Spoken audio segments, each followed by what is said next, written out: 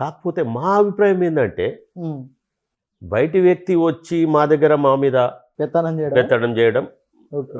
మిగతా వాళ్ళకు ఉన్నదో లేదో కానీ నాకు మాత్రం 100% ఉమ్. ఉంటుందండి. అది ఎప్పుడైనా కూడా ఈ ఈ ఈ ఈ విషయంలో నేను కుండ బద్దలు కొట్టినట్టు ముఖం మీదే మాట్లాడే తత్వం. అసలు మీ రంగారెడ్డి జిల్లాలో కాంగ్రెస్ పార్టీలో ఏం జరుగుతుంది అంటే పక్క జిల్లాలను రాష్ట్రంలో అన్ని జిల్లాలను పోల్చుకుంటే ప్రతి జిల్లాలో డిసిసి అధ్యక్షులను ప్రకటించడం జరిగింది. అవును. కానీ ఇప్పటి వరకు మీ రంగారెడ్డి జిల్లాలో డిసిసి అధ్యక్షుడిని ఇప్పటివరకు ప్రకటించట్లేరు. దానికి గల కారణాలు ఏంటంటే ఏం చెప్తారు? 40 మంది అప్లికేషన్ పెట్టడం జరిగింది. అందులో మీరు కూడా పెట్టుకున్నట్టున్నారు కదా? నేను కూడా పెట్టాను. ఓకే. ప్రయత్నం నేను కూడా చేశాను. ఉమ్. సో 40 మందిలో ఇంటర్వ్యూస్ కూడా తీసుకున్నారు. తమిళనాడు నుంచి వచ్చారు ఒక ఎంపీ గారు, ఇంకొక 2-3 ప్యానల్ మెంబర్స్ వచ్చి అన్నీ నోట్ చేసుకొని పోయారు. అన్ని డిసిసి సంబంధించిన బ్లాక్ ప్రెసిడెంట్లు కానీ ప్రతి విలేజ్ లెవెల్లోకి అందరికి కార్యకర్తలను పిలిచి అన్నీ నోట్ చేసుకున్నారు. మరి ఏం జరిగిందో ఏమో షార్ట్ లిస్ట్ చేశారు. అందులో 40 మంది నుంచి 8 మంది షార్ట్ లిస్ట్ చేశారు. అంటే మీ పార్టీలో పడబోతలేదు తప్ప ప్రకటించేది ఏం లేదు. 8 మందిని షార్ట్ లిస్ట్ చేశారు. 8 మెంబర్స్ ఢిల్లీకి పంపించినామన్నారు.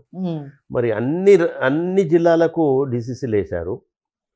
మరి మా జిల్లా ఏం చేసిందో మరి ఇంతవరకు దానికి తెలుస్తలేదు. నేను పిసిసి అధ్యక్షుడు గారిని కూడా 1కి 4 సార్లు అడిగాను ఈ మాట. హైకమాండ్కి పంపించారన్నా అయిపోతుంది, తొందరలో అయిపోతుంది. అంతవరకే నా పాత్ర. త్వరలో చిన్నకృష్ణారెడ్డి గారిని డిసిసి అధ్యక్షుడిగా చూడొచ్చా? 100% నేను ఒక కార్యకర్తగా ఆశించడం తప్పులేదు కదా.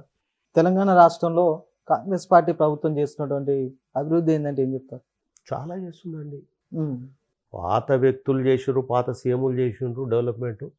ఇప్పుడున్న సీఎం ఇంకెక్కువ అగ్రెసివ్గా చేస్తుండ్రు. మూసిని చూడండి ఎంత ధైర్యం అది. మూసి మీరేమో అభివృద్ధి చేస్తున్నారు, ఇటు బీజేపీ బీఆర్ఎస్ ఏమో అభివృద్ధి ఏం లేదు, అన్ని మాటలే తప్ప చేతలే ఉంది విమర్శలు చేస్తున్నారు. ఎన్ని డబ్బులు ఇబ్బంది పడుకుంటూ 1వ తారీఖు జీతాలు ఇస్తున్నాడు.